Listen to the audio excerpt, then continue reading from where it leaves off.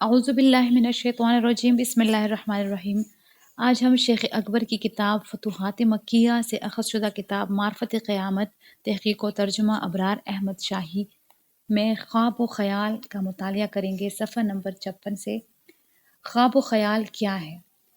لوگوں نے قرن یعنی سینگ کی اس صورت کو ہماری بات کے برخلاف بیان کیا ہے، اور ہم نے جو بیان کیا اس کے بعد یہ جان کہ اللہ سبحانہ نے موت کے وقت جب ان طبیعی عنصری اجسام سے ارواح کو قبض کیا تو اس نوری قرن میں انہیں جسدی صورت عطا کی۔ پس انسان موت کے بعد برزخ کے جن معاملات کا بھی ادراک کرتا ہے تو یہ اسی صورت اور نور سے ایسا کرتا ہے جس میں وہ اس قرن میں ہوتا ہے۔ یہ حقیقی ادراک ہے۔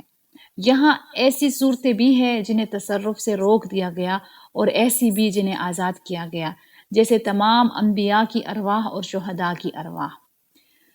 یہاں حاشیے میں لکھا ہے، اس مقام پر شیخ نے 2-3 باتیں بالکل واضح کر دی۔ ایک یہ کہ انسان موت کے بعد جس عالم میں جاتا ہے وہ عالم برزخ کہلاتا ہے، اور یہ بعین ہی وہی عالم ہے جس میں انسان اپنی نیند میں بھی جاتا ہے، یعنی جب وہ کوئی خواب دیکھتا ہے۔ دوسرا، مرنے کے بعد جو لوگ وہاں جاتے ہیں وہ اپنے کسب سے مرہون اور اپنے اعمال کی صورتوں میں محبوس ہے، یعنی اپنے اپنے درجات میں قید ہے، کچھ قید ہے کچھ آزاد ہے۔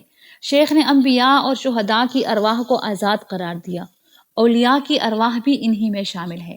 پھر کچھ ارواح ایسی ہے کہ ان کی نظر عالم برزخ میں رہتے ہوئے بھی عالم دنیا پر ہوتی ہے، یہ دنیا والوں سے رابطے بھی کرتی ہے اور ان کی رہنمائی بھی کرتی ہے۔ شیخ اکبر قدس اللہ سرہ کی روح بھی انہی ارواح میں شامل ہے۔ آپ کی روح انوار آج بھی ان لوگوں کی رہنمائی کرتی ہے، اس کے مدارج ہے۔ آج بھی دنیا میں ایسے لوگ موجود ہیں جو کشف میں شیخ اکبر سے رابطے میں ہے، اور ان کی باطنی رہنمائی میں شیخ کا بڑا کردار ہے۔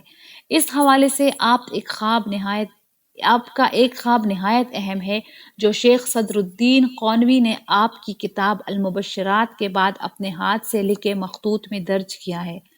فرماتے ہیں، شیخ اکبر نے بدھ کی رات 9 جمادی الاول سن 629 ہجری کو حق سبحانہ و تعالیٰ کو خواب میں دیکھا تو آپ سے کہا گیا کہ اللہ تجھ سے 1000 روحوں کو نجات دے گا، تیرے 1000 روحانی الہی بیٹے ہوں گے، اور اللہ تجھ سے کثیر تعداد میں مخلوق کو سعادت مند بنائے گا۔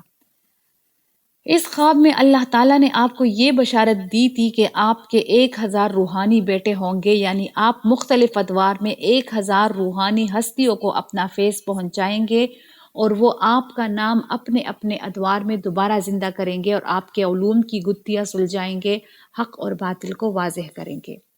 یہاں حاشیہ ختم ہو جاتا ہے۔ ان میں کچھ ایسی بھی ہے کہ ان کی نظر عالم دنیا یعنی اسی جہان میں ہوتی ہے، کچھ حضرت خیال میں کسی خوابیدہ کے خواب میں آتی ہے، اور اس کا خواب ہمیشہ سچا ہوتا ہے۔ ہر خواب ہی سچ ہوتا ہے، غلط نہیں ہوتا۔ اگر خواب غلط ہوا تو خواب غلط نہ ہوا، بلکہ جس نے اس کی تعبیر کی اس نے تعبیر میں غلطی ہوئی کہ وہ اس صورت سے مراد نہ جان پایا۔ یہاں حاشیے میں لکھا ہے، یہاں بھی وہی مراد ہے کہ عالم خیال نے خواب دیکھنے والے کے لیے جن جن معانی کو متجسد کیا وہ معانی اپنے اندر حقائق رکھتے ہیں۔ اب اگر کوئی تعبیر کا عالم ان معانی تک رسائی نہیں رکھتا تو وہ ان کی درست تعبیر بھی نہیں کر سکتا۔ درست تعبیر کے لیے ان معانی کے حقائق تک رسائی ضروری ہے، اور ایسا وہی کر سکتا ہے جو خود صاحب تحقیق ہو۔ یہاں حاشیہ ختم ہو جاتا ہے۔ کیا تو نے غور نہیں کیا جب ابو بکر نے کسی شخص کے خواب کی تعبیر کی تو آپ صلی اللہ علیہ وسلم نے کیا کہا؟ آپ نے کچھ درست بتایا اور کچھ درست نہ بتایا۔ اس شخص کے بارے میں یہی کہا جس نے خواب میں دیکھا کہ اس کی گردن کاٹی گئی اور اس کا سر نیچے گرا اور لڑکتا گیا، اور وہ اس سے بات بھی کر رہا تھا۔ رسول اللہ صلی اللہ علیہ وسلم نے اسے کہا، شیطان اس سے کھیل رہا ہے۔ رسول اللہ صلی اللہ علیہ وسلم نے اس کی دیکھی صورت کو جان لیا۔ آپ نے تو اسے یہ نہیں کہا تیرا خیال فاسد ہے، کیونکہ اس نے حق دیکھا لیکن تعویل میں غلطی کی۔ آپ صلی اللہ علیہ وآلہ وسلم نے اسے اس حقیقت کا بتایا جو اس نے دیکھی۔ یہاں حاشیے میں لکھا ہے، خواب کی اہمیت کے حوالے سے شیخ اکبر فتوحات مکیہ کے باب نمبر 189 میں لکھتے ہیں، اسی لیے رسول اللہ صلی اللہ علیہ وسلم جب صبح اپنے اصحاب کے ساتھ ہوتے تو ان سے پوچھتے کیا آج تم میں سے کسی نے خواب دیکھا ہے، کیونکہ یہ نبوت کا جز ہے اور آپ کو اپنی امت میں اس کا مشاہدہ پسند تھا۔ آج اس دور میں لوگ اس مرتبے سے انتہائی لا علم ہے، وہ مرتبہ کہ رسول اللہ صلی اللہ علیہ وسلم جس کا دھیان رکھتے اور جس کے بارے میں روز صبح سوال کرتے۔ آج کے دور میں جہلاء جب یہ سنتے ہیں کہ خواب میں کسی چیز کا حکم دیا گیا ہے تو اس پر دھیان ہی نہیں دیتے، کہتے ہیں اب کیا خوابوں سے فیصلے کیے جائیں گے، یہ خیال ہی تو ہے اور کیا ہے، یہ تو صرف ایک خواب ہے۔ یہاں حاشیہ ختم ہو جاتا ہے۔ اسی طرح قوم فرعون کو صبح و شام انہی صورتوں میں آگ کے سامنے لایا جاتا ہے، لیکن یہ اس میں داخل نہیں ہوتے کیونکہ وہ اس قرن اور اس صورت میں قید ہے۔ روز قیامت وہ سخت ترین عذاب کا مزہ چکیں گے جو کہ محسوس عذاب ہوگا نہ کہ متخیل کا سامنا انہیں ان کی موت کے بعد عرض کی صورت میں تھا۔ یہاں حاشیے میں لکھا ہے اس مقام پر شیخ اکبر نے واضح کیا ہے کہ موت کے بعد ہم جس عالم میں جاتے ہیں وہ عالم برزخ یعنی عالم خیال ہے، یہ محسوس نہیں بلکہ نیند کے مشابہ متخیل ہے۔ اس عالم میں انسان کو ایک خیالی نشاط دی جاتی ہے، لیکن نہ یہ عالم محسوس ہے اور نہ اس کی نشاط محسوس ہے۔